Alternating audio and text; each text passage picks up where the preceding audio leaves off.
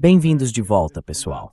Hoje recebemos um dos grandes diplomatas americanos, o embaixador Chas Freeman, que também foi embaixador dos Estados Unidos na Arábia Saudita e ex-secretário assistente de defesa. Obrigado por voltar.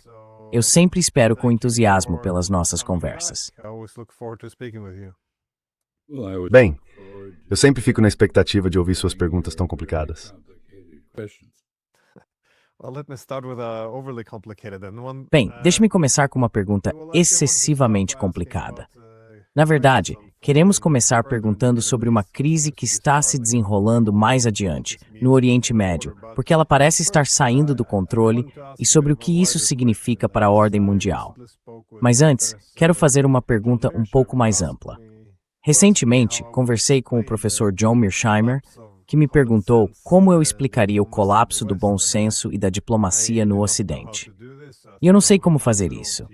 Pensei em passar essa questão para você, porque no passado, sabe, durante seus anos como diplomata, era considerado absolutamente óbvio começar qualquer análise de conflitos pela diplomacia. Muito obrigado. Assessing the competing security interests or address the security concerns of our opponents to predict their policies and also explore the available options. Again, if we're going to do sanctions or military pressure, what exact options do they have on their table? But these days, we don't seem to do this. Mas hoje em dia, parece que não fazemos isso. Na verdade, não é possível. Não falamos sobre interesses de segurança concorrentes. Não levamos em conta as preocupações de segurança dos adversários. Na Europa, chegamos a considerar moralmente problemático até mesmo falar com a Rússia. Então vemos que a diplomacia vem sendo cada vez mais usada, dos dois lados do Atlântico, como mera dissimulação. Ou seja, na Europa falamos, precisamos apaziguar na Ucrânia.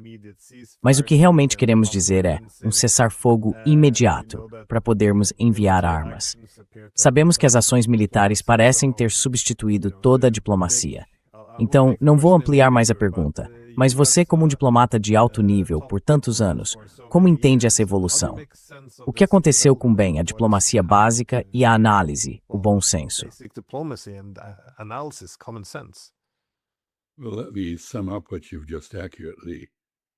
Bem, deixe-me resumir o que você acabou de dizer e disse corretamente. A diplomacia está morta no Ocidente. Ela está viva e vai bem no Sul global. E eu espero com confiança que em algum momento redescubramos seu valor no Ocidente. Porque sem ela as coisas continuam a se deteriorar. Pessoas morrem, os custos aumentam, a economia é prejudicada, a credibilidade política se perde, todas essas coisas.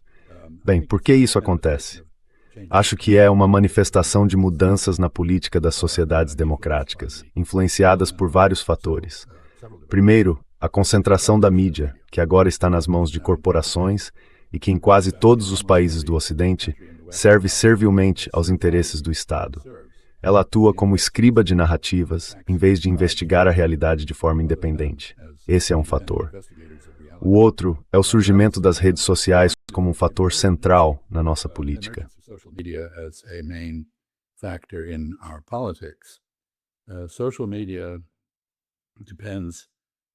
As redes sociais, que são um empreendimento com fins lucrativos, dependem, para gerar lucro, de reunir pessoas com crenças semelhantes. E se essas crenças envolvem, por exemplo, imaginar que há trolls embaixo das pontes, algo que você não consegue provar que não existe, porque você não pode provar uma negativa. Quer dizer, eles podem estar lá. Então, todos que também concordam que há trolls embaixo das pontes e estão profundamente preocupados com isso, podem ser conectados a você pelas redes sociais. E vocês podem ter seu próprio clubinho de malucos, que reforçam as ideias uns dos outros e criam uma placa de Petri perfeita para o cultivo de conspirações. Essas duas coisas, eu acho, somadas ao surgimento de líderes que são produto disso e que estão mais preocupados com seus egos e com a gratificação desses egos do que com questões de política nacional. Tudo isso se junta. National policy issues. All this comes together. In the case of the United States, no caso dos Estados Unidos, como todos sabem, elegemos 2 vezes um narcisista maligno para a presidência. Ele essencialmente destruiu o processo de formulação de políticas em Washington. Esse processo foi substituído pelos instintos dele. Ele já não respeita regras, nem o direito internacional, e diz explicitamente que a única restrição às suas decisões e ao seu comportamento é o próprio senso do que deve ser feito. Então, ele também passou a orientar o nosso serviço diplomático. Neste momento, há uma empresa contratada pelo Departamento de Estado de Marco Rubio para identificar possíveis candidatos a ingressar no nosso serviço exterior que tenham as convicções ideológicas certas. Não pessoas que entendam as realidades estrangeiras, mas pessoas submissas ao universo alternativo doméstico da nossa política. Então, nesse contexto, isso não é surpreendente.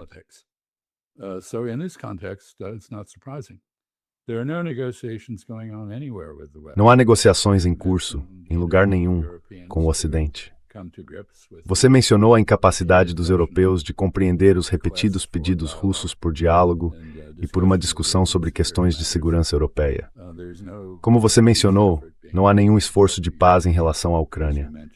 Também não há diálogo internacional relevante sobre outras questões, como, por exemplo, a mudança climática. Curiosamente, no próximo plano quinquenal da China, o país afirmou, pela primeira vez, estar disposto a esforços globais contra a mudança climática. Por que está fazendo isso? Porque os Estados Unidos, que eram os líderes, deixaram de cumprir esse papel. E não apenas deixaram de cumprir, voltaram-se contra toda a ideia de enfrentar o problema.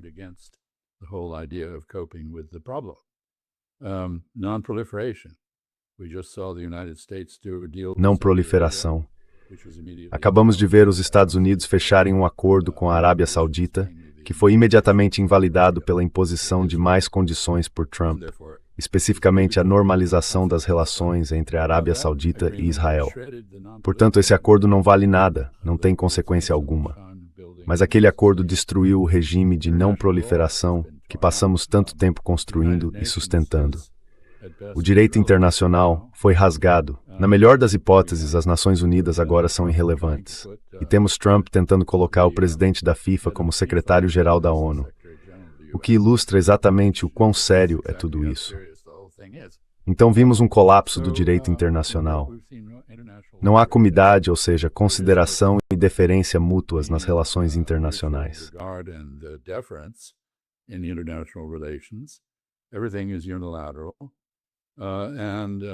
Tudo é unilateral.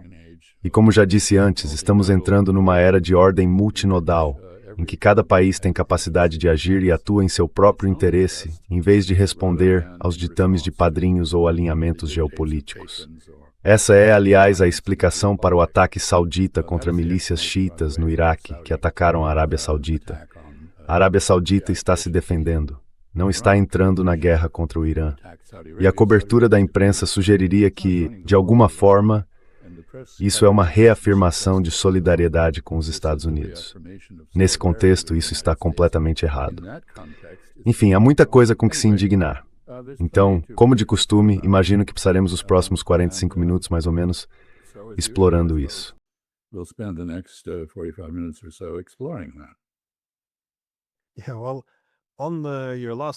Bem, sobre o seu último ponto, de que a distribuição de poder influencia isso, essa é uma explicação que ouvimos com frequência da Rússia, especialmente do ministro das Relações Exteriores, Sergei Lavrov.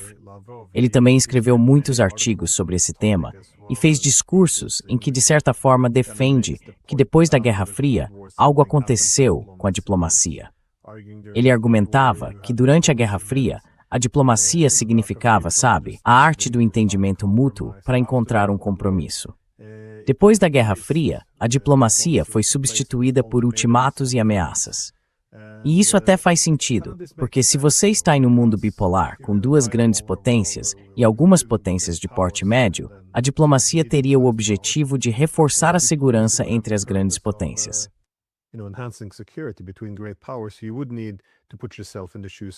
Você teria que se colocar no lugar do outro lado. Teria que encontrar um meio termo. Mas depois da Guerra Fria e da era hegemônica, se só resta uma superpotência, o que sobra da diplomacia? Qual é o propósito? Para que ela serve?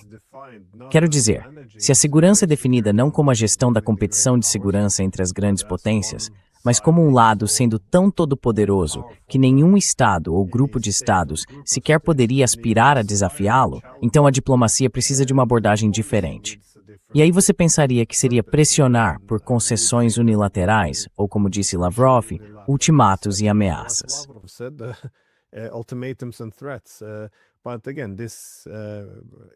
Mas, de novo, embora isso fosse destrutivo, seria de se esperar que vocês fossem obrigados, de certa forma, a voltar atrás, como você disse, se estamos entrando num sistema multipolar ou multinodal. Certamente devemos nos lembrar do que era diplomacia, do que significa segurança num sistema assim. Mas é interessante o que você disse sobre a Arábia Saudita, porque agora os sauditas estão envolvidos em guerra, estão atacando o Iraque, estão atacando o Iêmen. Você foi embaixador dos Estados Unidos na Arábia Saudita. Como você entende esse papel ativo? Porque você disse que isso não é um indicador de unidade com os Estados Unidos, mas que é moldado pela política interna. It's good politics in Saudi Arabia. É uma boa política na Arábia Saudita. Acho que as pessoas na Arábia Saudita se ressentiram da contenção diante dos ataques do Irã, aos quais não retaliaram. E esta é uma oportunidade para o governo saudita mostrar que está preparado para retaliar quando isso fizer sentido e que retaliou contra o Iraque. É claro que isso criou uma crise política no Iraque e entre o Iraque e os Estados Unidos, já que os Estados Unidos se juntaram aos ataques. Esta também é uma oportunidade para os sauditas, que vêm se distanciando dos Estados Unidos e restringindo ações americanas a partir de seu território contra o Irã, demonstrarem que ainda são essenciais para qualquer posição americana na região e que estão preparados para cooperar em contextos limitados.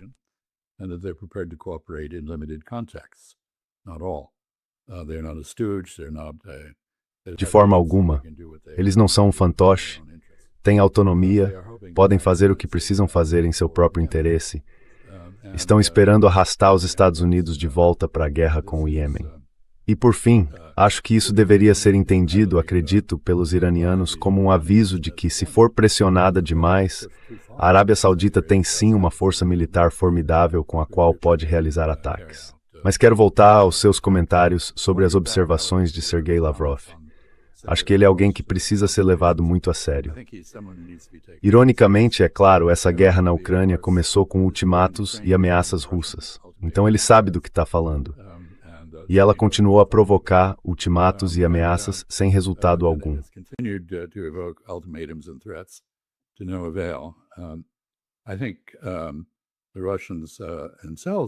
Acho que os próprios russos desistiram da diplomacia com os Estados Unidos. Certamente, eles não acreditam que faça sentido conversar com Witkoff e Kushner. Pelo que parece, Witkoff e Kushner estão indo para Kiev. Fico me perguntando o que sairá disso. E a Ucrânia está irredutível, porque a sobrevivência de Volodymyr Zelensky e de sua equipe agora depende da continuidade dessa intransigência e da continuação da guerra. Mas acho que estamos entrando em uma era que, em alguns aspectos, será como o equilíbrio de poder na Europa do século XIX, embora seja muito mais complicada. Porque naquela época havia apenas 5 potências: França, Prússia, Império Austro-Húngaro e Rússia. 5. Agora muito mais.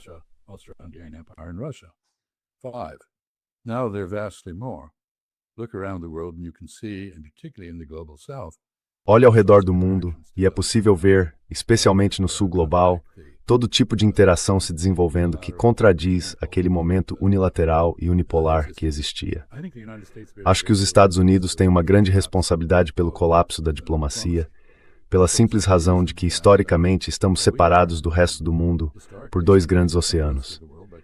Raramente fomos atacados, uma vez em 1812 e 1814 pelos britânicos, uma vez em 1941 pelos japoneses, uma vez em 2001 por pessoas do Oriente Médio respondendo nossas counter-elas, represálias. Mas, em geral, no estado isolado.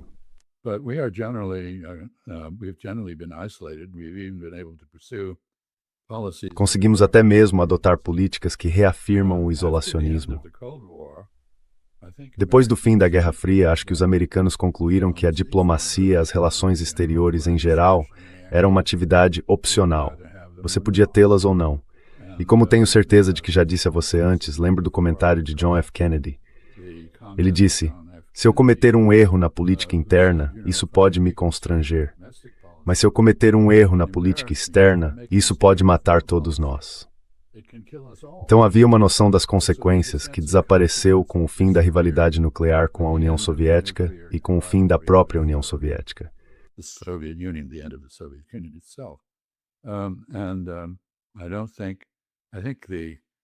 E eu não acho que nos 43 anos entre a criação, por George Kennan, da estratégia de contenção e o fim da Guerra Fria, nesses 43 anos, perdemos a capacidade de pensar estrategicamente, porque tínhamos uma estratégia abrangente que se aplicava a tudo. Todos os países do mundo definiam seu lugar na ordem mundial em relação a um de dois senhores. Estavam sob domínio soviético ou sob domínio americano, ou de nenhum dos dois, porque havia países não alinhados que buscavam o não alinhamento, mas nunca conseguiam realmente alcançá-lo. E agora temos uma situação em que você não precisa se alinhar a outra grande potência. Você tem liberdade de ação, pode mudar seus alinhamentos.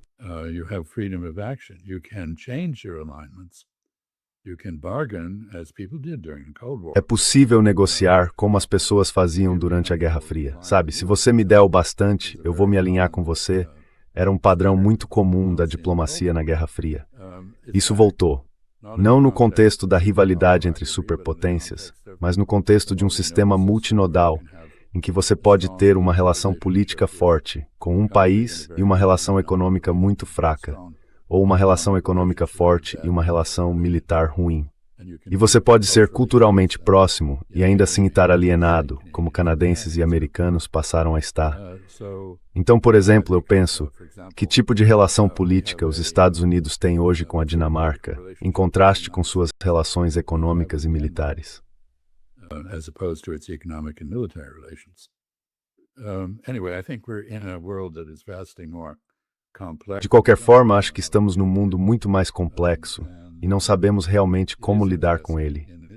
E é interessante nesse contexto observar quem é realmente habilidoso em diplomacia, reconhecendo que diplomacia é um trabalho especializado, que exige profissionais capacitados, pessoas com formação, experiência, mentoria e uma bagagem que lhes permita praticar a arte de lidar com outros países. E quem você vê por aí? Sergei Lavrov, Wang Yi, Jai Shankar, o ministro das Relações Exteriores da Índia, Arakchi, o ministro das Relações Exteriores do Irã e outros. Quer dizer, eu não vou passar pela lista inteira, mas você não vê ninguém nessa lista que vive em Londres, Paris, Washington ou Berlim. Washington or Berlin.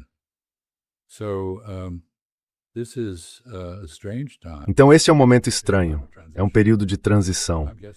Imagino que a transição vai levar a um renascimento da diplomacia, porque lidar com equilíbrios de poder mais complexos do que uma função de 5 potências vai exigir um nível de habilidade realmente importante para a sobrevivência nacional. E aqui, Glenn Dizem, se me permite, só para encerrar, tenho um amigo em Guangzhou, no sul da China, que passou 35 anos traduzindo para o inglês um clássico da arte de governar chinesa, chamado O Espelho da História. Em chinês é o Ziji Tongjian, e são 35 volumes em inglês. Não é uma coleção menor de reflexões.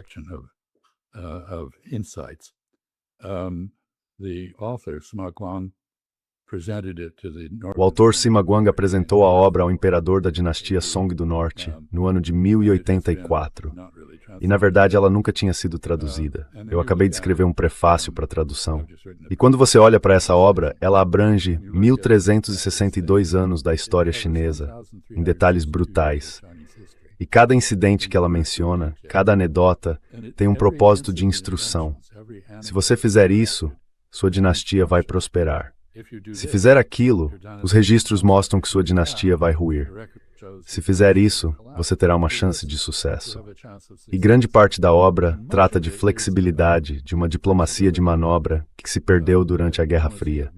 Na Guerra Fria, a diplomacia era essencialmente uma guerra de trincheiras. Once in a while, you'd send somebody over the top and hope they survived to report back. De vez em quando você mandava alguém para além da linha e esperava que sobrevivesse para voltar e relatar o que aconteceu. Mas, de modo geral, você mantinha a linha. E isso acabou. Acabou. Agora estamos num mundo de grande confusão, desordem, sem linhas fixas. E como eu disse, países de porte médio, países pequenos e países grandes têm todos alguma liberdade de escolha. Então estou observando o que acontece com o BRICS, com a Organização para a Cooperação de Xangai, com a iniciativa Cinturão e Rota. Tudo isso está ligado à China, é claro. Mas é muito mais do que isso. Estão criando um novo mundo, uma nova ordem de algum tipo, cuja natureza exata ainda está por ser determinada.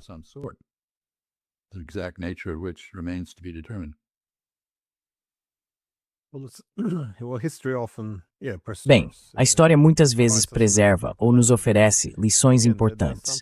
Mas, de novo, a suposição de que estamos voltando a esse sistema multipolar ou multimodal também não está inteiramente correta.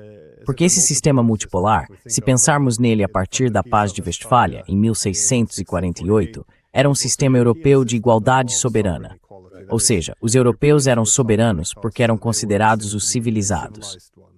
Mas, para o resto do mundo, o sistema westfaliano não se aplica. E eu fico perguntando de onde isso vem.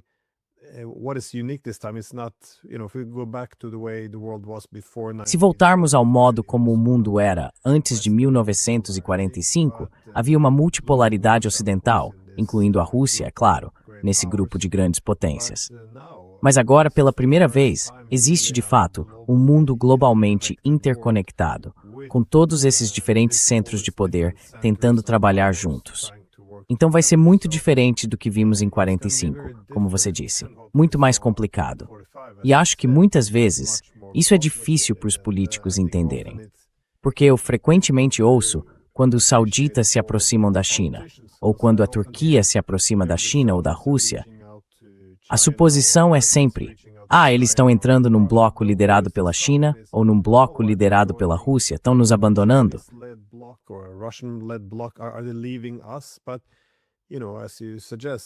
Mas sabe, como você sugere, o objetivo deles muitas vezes é: precisamos diversificar. Porque se você tem boas relações com todas as grandes potências, não fica dependente de nenhuma delas. Quando você se casa com uma e se divorcia de outra, passa essencialmente a pertencer a uma só. Então, acho que a forma como você avalia os interesses dessas potências talvez esteja sendo confundida pela suposição, vinda da Guerra Fria, de que elas precisam se aliar a outro bloco. Mas, de novo, assim que fazem isso, elas essencialmente perdem seu valor para todas as grandes potências. Por isso eu queria saber, o que você vê essencialmente nesta era de transição? Como você a chama? Como é a nova ordem mundial? Sim. What does the new world order look like? I would say that Bem, eu diria que nossa percepção do que está acontecendo é distorcida por vários fatores. Em 1192, um aventureiro italiano, procurando a Índia, cruzou o Oceano Atlântico e uniu os hemisférios ocidental e oriental. E isso criou a primeira ordem global única, imposta ao mundo por uma explosão do poder militar e mercantil europeu, e criou uma era colonial, uma era imperial. Bem, isso acabou. Mas continuamos sendo profundamente influenciados por nossas memórias de um mundo dominado pelo Ocidente. Acho que você tem toda a razão ao falar da ordem westfaliana. Na prática, os indianos e os chineses concordaram em Bandung, acho que em 1954, com os 5 princípios da coexistência pacífica.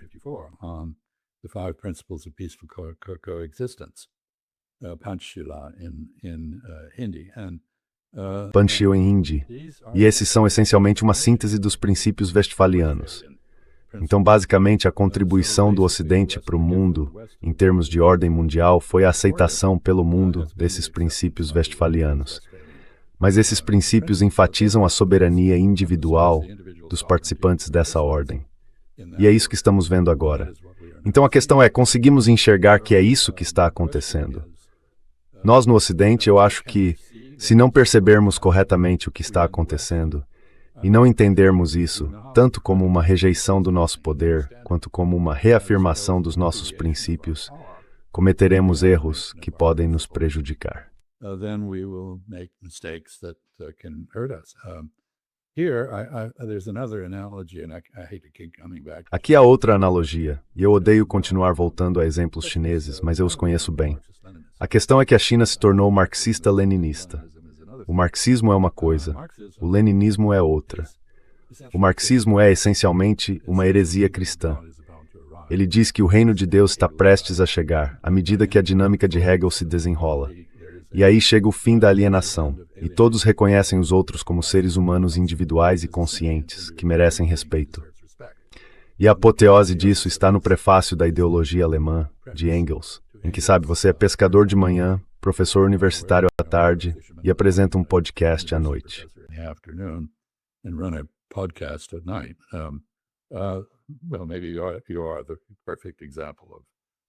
Bem, talvez você seja o exemplo perfeito desse tipo de coisa. De todo modo, Marx tem uma visão linear da história, que é muito cristã. A história vai terminar em alguma grande nova ordem, no reino de Deus, como Fukuyama afirmou que ela tinha terminado. Bem, acontece que, se você é chinês e está procurando uma forma de se ocidentalizar enquanto lança uma condenação moral sobre o Ocidente, isso é perfeito. Porque você pode aceitar o marxismo, que é uma filosofia de ocidentalização, e ao mesmo tempo condenar o Ocidente por não estar à altura dos próprios ideais, que é o que Marx fazia. Agora, o leninismo é outra questão. Basicamente, o leninismo foi modelado nos jesuítas. Basically was modeled on the Jesuits, it created. E isso criou uma maneira magnificamente eficiente de implementar um regime totalitário. E em seus ideais isso corresponde à tradição confucionista da meritocracia, ou seja, do governo burocrático. Portanto, se encaixa perfeitamente na China. E é claro, os chineses agora foram além de Marx e de fato proclamam que ele é um cientista social, o primeiro cientista social sério. E como cientista, as hipóteses que ele formulou precisam ser ajustadas à medida que percepções mais precisas da realidade as corrigem.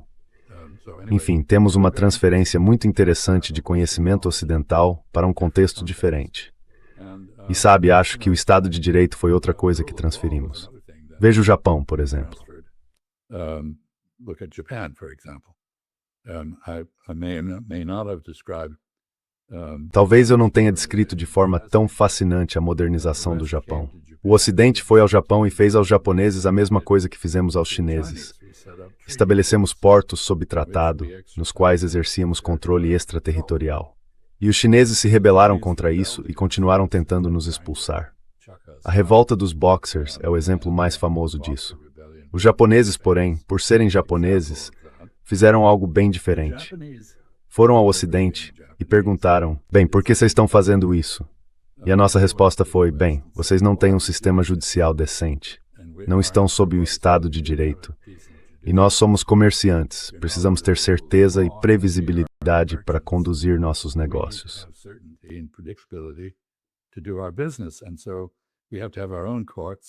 E então disseram que precisavam ter seus próprios tribunais, porque os de vocês são corruptos e imprevisíveis. E eles responderam, ah, é? Então foram para a Alemanha. 10.000 estudantes foram enviados para lá, onde estudaram direito, traduziram o Código Civil alemão para o japonês, palavra por palavra, e depois todos voltaram ao Japão. E houve um dia em que os tribunais abriram. Os juízes se sentaram na bancada, os advogados compareceram perante eles, depois de abrirem seus escritórios, e os funcionários treinados no sistema alemão de administração da justiça assumiram seus postos. Então os japoneses disseram aos europeus e aos americanos, muito bem, e agora qual é a desculpa de vocês? E ninguém, exceto os belgas, tinha uma.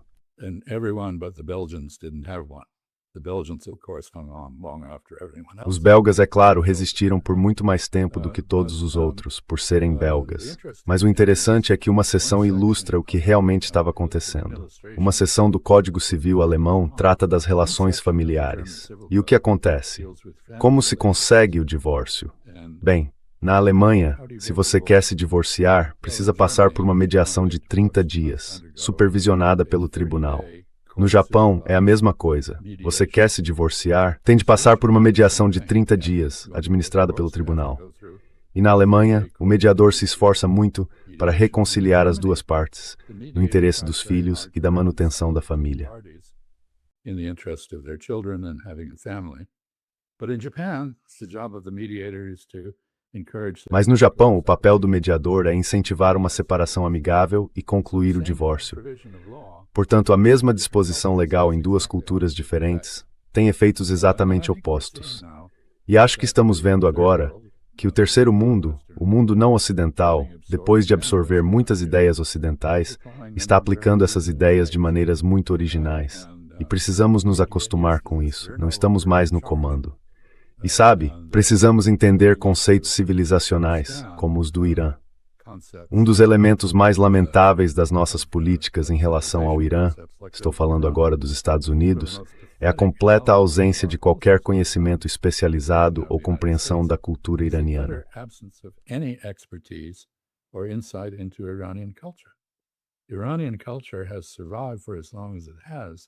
A cultura iraniana sobreviveu por tanto tempo porque os iranianos entendem que o interesse supremo de sua nação é sua identidade nacional, tanto xiita quanto persa, que remonta aos tempos pré-islâmicos.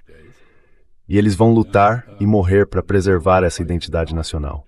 Então, quando Donald Trump diz "vou destruir a sua civilização", ele não entende muito bem o que fez. Ele acabou de agitar a bandeira vermelha diante do touro e não intimidou o touro de forma alguma. Na verdade, o incentivou a avançar. Então vou parar por aqui, mas acho que você tem toda a razão. Estamos em uma era muito diferente no que diz respeito às relações entre culturas ocidentais e não ocidentais. Relationships between Western and non-Western cultures. Sim, mas não precisa. Bem, parece que ainda é possível falar a mesma língua, porque de novo você vê muitos exemplos vindos da China. Mas quando eles falam dessa parceria civilizacional global, de todas essas coisas, isso é, de novo para mim, soa muito westphaliano. Ou seja, toda a ideia é que a civilização deles é distinta. Mas, em Westfália, também concordamos que todas as culturas e estados europeus eram culturalmente distintos, e que essa distinção cultural fortalecia, essencialmente, o conceito de soberania.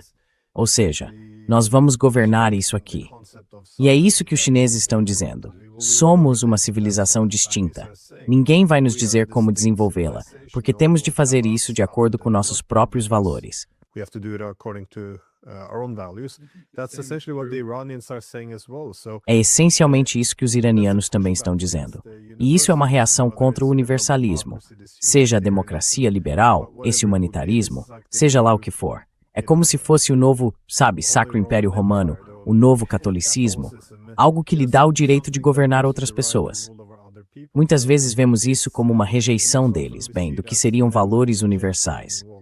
Mas ao fazer isso, eles também estão defendendo o princípio westphaliano de civilizações distintas e igualdade soberana.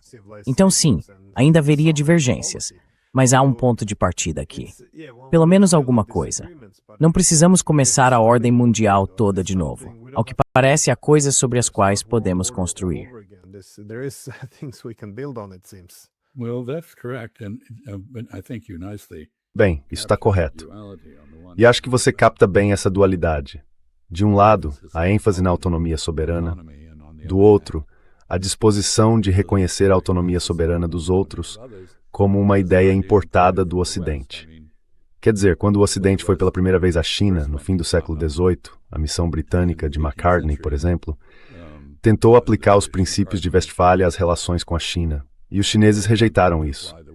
Agora, ironicamente, alle seus defensores tristen mis firmes de Respertepius. Now, ironically, they are the strongest proponents of those principles.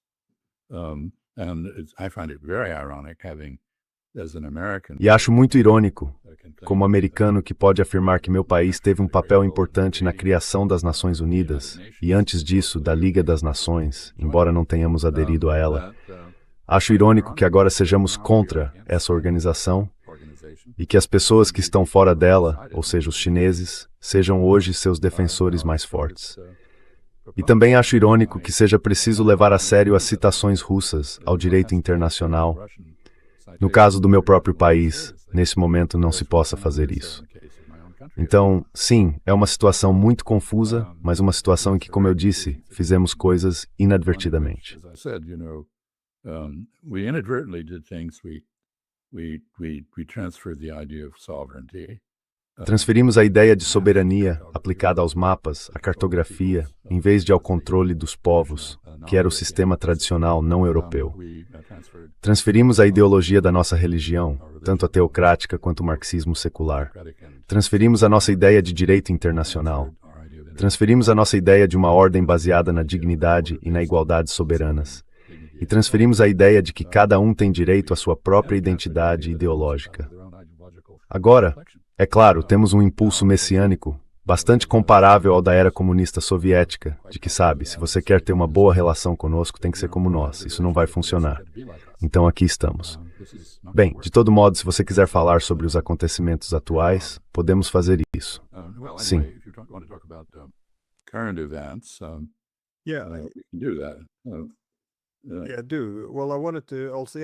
Sim, eu vejo.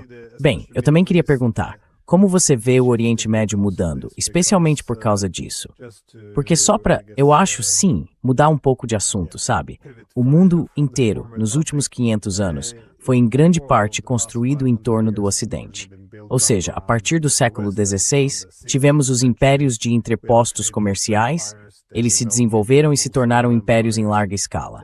Depois, no século XX, isso se transformou em sistemas de alianças, mas ainda com alguns traços neocoloniais. Mas o que acontece agora no Oriente Médio? Você vê os acontecimentos ali em termos da formação de um mundo pós-ocidental?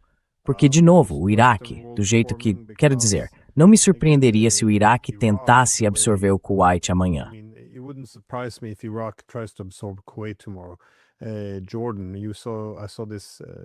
Jordânia, você viu, eu vi isso. Foi, bem, talvez há 2 dias.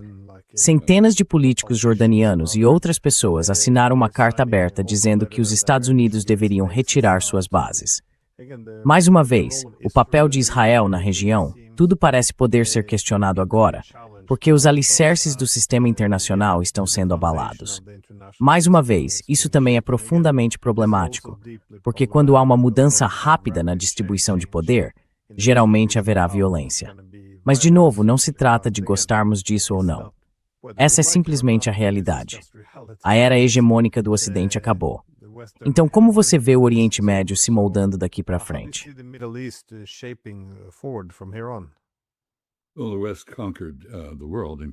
Bem, o Ocidente conquistou o mundo, inclusive o Oriente Médio. Há apenas um país no mundo que nunca foi penetrado por soldados, comerciantes ou missionários ocidentais, e esse país é a Arábia Saudita. É o único ponto em branco no mapa global. O primeiro a se livrar da ressaca colonial, por assim dizer, que, na minha opinião, hoje move grande parte da política mundial. Mas se você olhar para a Índia, para a China e para outros países, não tanto no Novo Mundo, mas no Velho Mundo, verá que muitos deles têm sua política movida por reações tardias à humilhação da dominação ocidental. O primeiro a se livrar disso no Oriente Médio, na Ásia Ocidental, foi o Irã, mas outros agora estão fazendo o mesmo.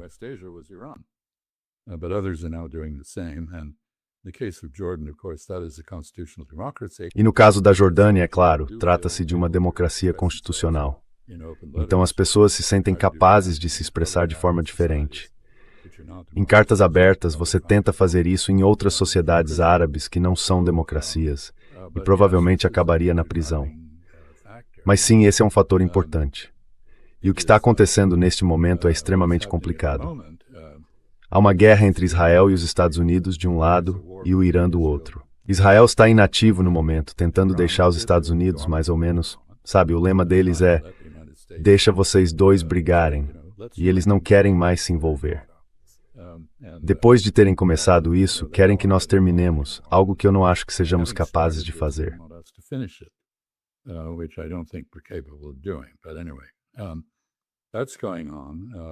Mas de qualquer forma, isso está acontecendo e podemos entrar nos detalhes. Há uma renovação do conflito saudita com o xiismo no Iraque, ou seja, com movimentos alinhados ao Irã, pró-iranianos. As pessoas dizem apoiados pelo Irã, mas isso não é exatamente correto.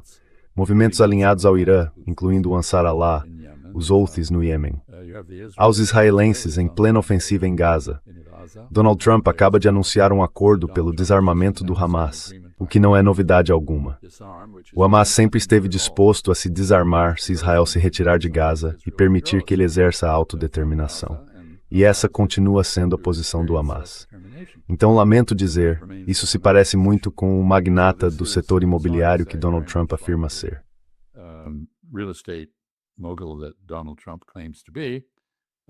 In New York, when you go back, Em Nova York, quando você vai à falência, o que faz é encontrar uma ponte que possa vender para alguma pessoa ingênua e desviar a atenção da sua falência. E Donald Trump está politicamente falido em termos de política externa e cada vez mais também em termos de política interna. Então ele criou essa distração. Enquanto isso, Israel está conduzindo uma campanha realmente cruel de limpeza étnica na Cisjordânia e algo muito parecido no sul do Líbano, com o objetivo de anexá-lo. Continua atacando a Síria e continua falando abertamente em colocar a Turquia na mira, se conseguir derrubar o Irã primeiro. Então isso é muito desestabilizador. So this is very disruptive. Back to the immediate situation, we have Ukraine attacking. Voltando à situação imediata, temos a Ucrânia atacando uma embarcação iraniana no Mar Cáspio. E isso está estendendo a guerra entre Ucrânia e Rússia para uma área que estava livre desse conflito e possivelmente conectando as duas guerras, a guerra com o Irã e a guerra na Ucrânia. E presumivelmente, quando os ucranianos atacaram aquele navio no Mar Cáspio, tiveram o apoio da inteligência ocidental. Portanto, acredito que isso não foi um acidente. De qualquer forma, no caso da situação concreta no Irã, o Irã tem domínio da escalada e acabou de demonstrar isso ao atacar 2 navios-tanque de gás ao largo da costa mediterrânea do Egito. Foi um aviso ao Egito e aos Estados Unidos de que, vejam, podemos estender esta guerra para além de seus limites atuais e nos reservamos o direito de atacar qualquer país que forneça ajuda aos Estados Unidos ou a Israel para nos atacar.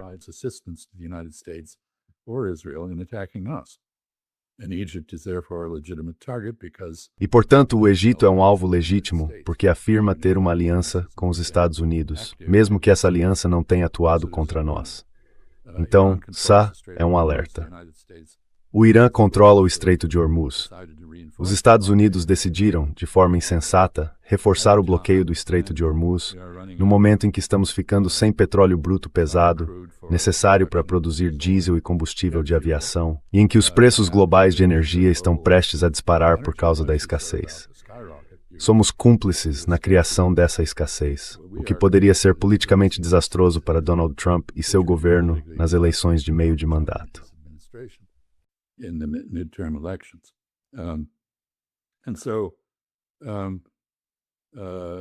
E então o que está acontecendo, eu diria, no contexto mais amplo, é que quando o Ocidente desmantelou o Império Otomano e começou a dividir a Ásia Ocidental em pedaços que não conseguia controlar, assentando judeus europeus em Israel, criando o Líbano ao separá-lo da Síria, criando a Jordânia como um estado tampão, criando o Iraque como um estado independente, quando antes ele era um conjunto de províncias otomanas, criando o Kuwait como um estado separado, e por fim, em 1967, concedendo independência aos estados cruciais do Golfo Pérsico e transferindo da Grã-Bretanha para os Estados Unidos a responsabilidade de sustentar essa independência. Todas essas coisas criaram uma condição de turbulência constante na Ásia Ocidental. Quase não houve um ano sem um assassinato em massa, um genocídio, uma guerra, uma rebelião. Pense nos pobres curdos, que estiveram envolvidos em várias rebeliões fracassadas. E, portanto, a condição normal pós-otomana dessa região é um estado de anarquia. E é para lá que voltamos. Estamos de volta àquele ponto. Então a guerra não está terminando.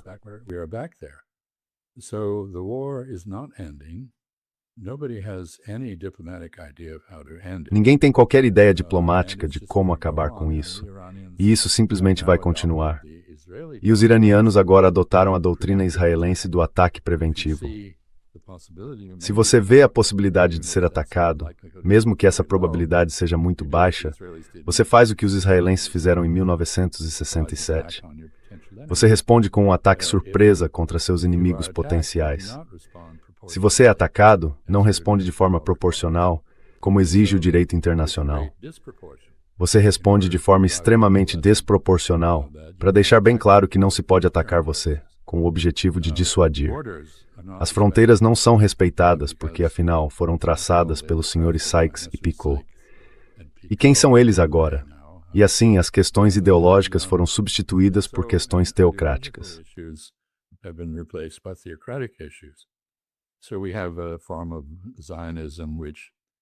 Então temos uma forma de sionismo que não se parece com nada, tanto quanto o Estado Islâmico na sua relação com o Islã. O sionismo, em relação ao judaísmo, é muito semelhante à ideologia do Estado Islâmico em relação ao Islã. E é onde estamos, e isso não vai desaparecer.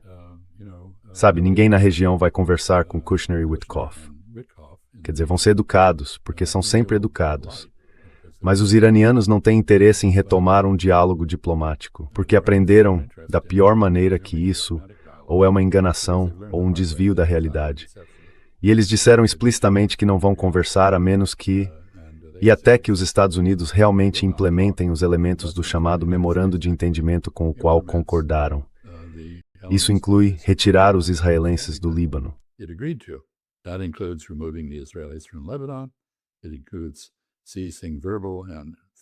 Isso inclui cessar os ataques verbais e físicos ao Irã. Inclui permitir que o Irã controle o tráfego no Estreito de Hormuz, em cooperação com Omã. Omanenses e iranianos estão em diálogo ativo sobre isso, mas ainda não chegaram a um acordo. E isso inclui a retirada das bases dos Estados Unidos da região. Isso está acontecendo. E independentemente de os jordanianos quererem ou não que as bases dos Estados Unidos saiam, acho que meu comentário final seria o seguinte. Acredito que a estratégia do Irã é tentar concentrar as forças dos Estados Unidos de forma conveniente em um único local, ou seja, Israel, que é um alvo legítimo para eles, e aproveitar essa concentração de forças para desferir um golpe decisivo contra elas. Então, basicamente, eles estão nos conduzindo como ovelhas para fora da Jordânia e procurando soltar os lobos sobre nós em Israel.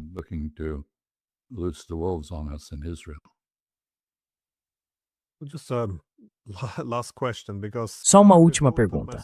Porque se eu me colocasse no lugar de Trump, é uma situação muito difícil. Sim, criada por ele mesmo, mas ainda assim é uma posição difícil. Ou seja, não há um caminho convincente para a vitória, nem mesmo para voltar ao antigo status quo. De fato, se ele acabasse recuando ou aceitasse algo como um novo memorando de entendimento, isso implicaria o Estreito de Hormuz sob controle administrativo do Irã. Isso colocaria em xeque, se não encerrasse completamente, a arquitetura de segurança regional dos Estados Unidos e o sistema de alianças. Como você disse, as bases dos Estados Unidos estão sendo destruídas. O futuro do petrodólar poderia desaparecer junto com essa arquitetura de segurança.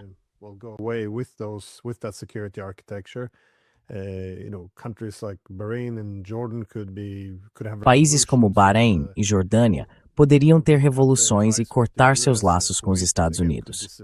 O Kuwait, mais uma vez, poderia desaparecer do mapa ao ser absorvido pelo Iraque.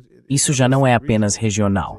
Está colocando em xeque todo o papel dos Estados Unidos no sistema internacional.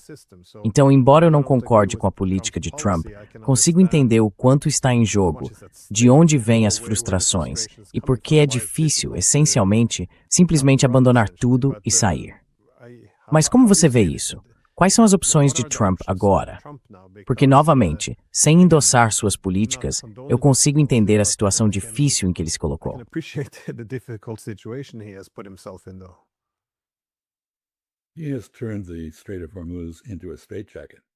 Ele transformou o Estreito de Hormuz numa camisa de força.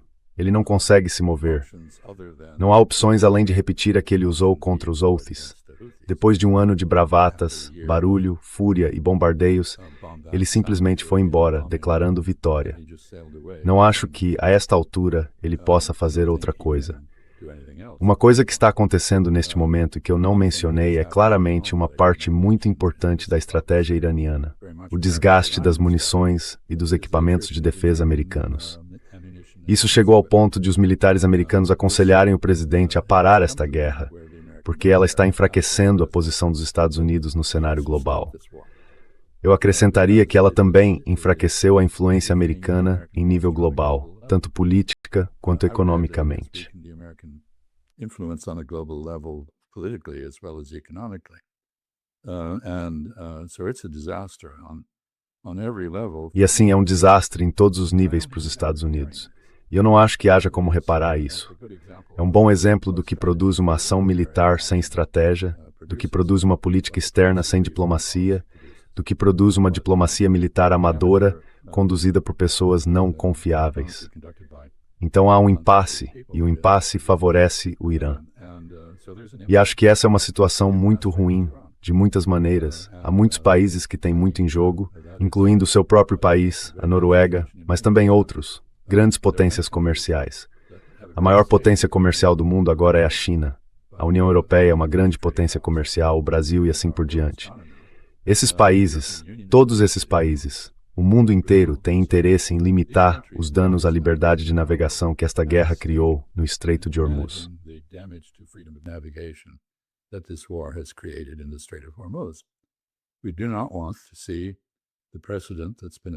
Não queremos ver o precedente que os iranianos estabeleceram de administrar pedágios e impedir a passagem pelo Estreito ser aplicado ao Estreito de Malaca, ao Mar Báltico, ou enfim, a qualquer lugar onde haja passagens estreitas entre grandes massas de água. Portanto, isso deveria ser um desafio para a comunidade global. Esqueçam os Estados Unidos por um momento. A comunidade internacional realmente precisa se unir e propor uma negociação com o Irã, que controla o Estreito, para minimizar os danos à liberdade de navegação, minimizar as tarifas que serão cobradas e garantir que essas tarifas tenham alguma relação com os custos reais, em vez de serem simplesmente uma espécie de roubo escandaloso de dinheiro.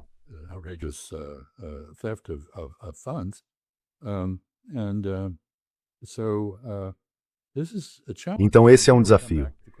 E aqui voltamos à questão que você levantou primeiro. Onde está a diplomacia? Ela não está lá. Se os europeus não conseguem conversar com os russos e aparentemente não sabem como conversar com os chineses, estamos diante do colapso das relações econômicas entre Europa e China. Se eles não conseguem fazer isso, então obviamente não podemos esperar que façam alguma coisa em relação ao Estreito de Hormuz. E sim, acho que isso poderia realmente, unir o mundo, porque é um interesse comum, mas não está sendo visto dessa forma, nem está sendo buscado.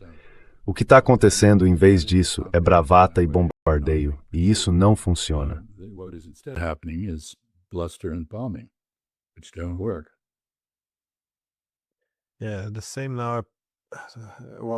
A mesma coisa agora. Bem, essa falta de diplomacia parece se estender à China.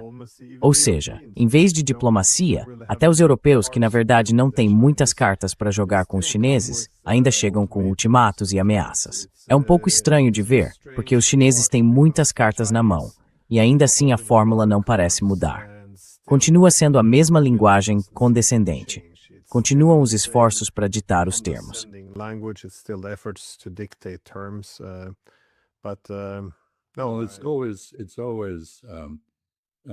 Não, é sempre, lamento dizer, no Ocidente, nos Estados Unidos e na Europa. Sempre assim, vocês são pessoas ruins que fazem coisas malignas e nós somos pessoas justas que fazem as coisas certas. E sabe, os justos e os injustos não podem coexistir, então vocês deveriam comer fezes e morrer. Eat fecal matter and die. Bem, acho que você resumiu perfeitamente o que eu penso sobre diplomacia. Enquanto isso, essa guerra de desgaste com o Irã que você mencionou, ou o desgaste das armas americanas, provavelmente está sendo bem recebido pela Rússia e pela China. Porque no caso da Rússia, essas armas deveriam ir para combater os russos. E algumas delas, idealmente, seriam usadas numa futura guerra com a China.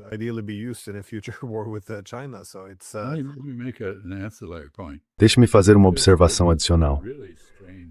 Acabamos de testemunhar uma reunião realmente estranha. Os ministros da Defesa das Américas, existe algo chamado Tratado do Rio, pelo qual os Estados Unidos e os países do hemisfério ocidental, as repúblicas do hemisfério ocidental, têm um compromisso de defesa comum. E a cada 2 anos, eles realizam uma reunião dos ministros da Defesa. Os Estados Unidos foram representados por Elbridge Colby, que incentivou todos na América do Sul e na América Latina a aumentar muito seus orçamentos de defesa e comprar mais armas para se defender. Mas a ironia é que o único país que os ameaça são os Estados Unidos. Então ele está incentivando esses países a se armarem contra os Estados Unidos, gastando mais dinheiro em armamentos americanos. Acho que eles podem muito bem captar a mensagem, mas direcionar suas compras para outro lugar. Então, sabe, isso é algo que você não consegue inventar. É realmente bizarro.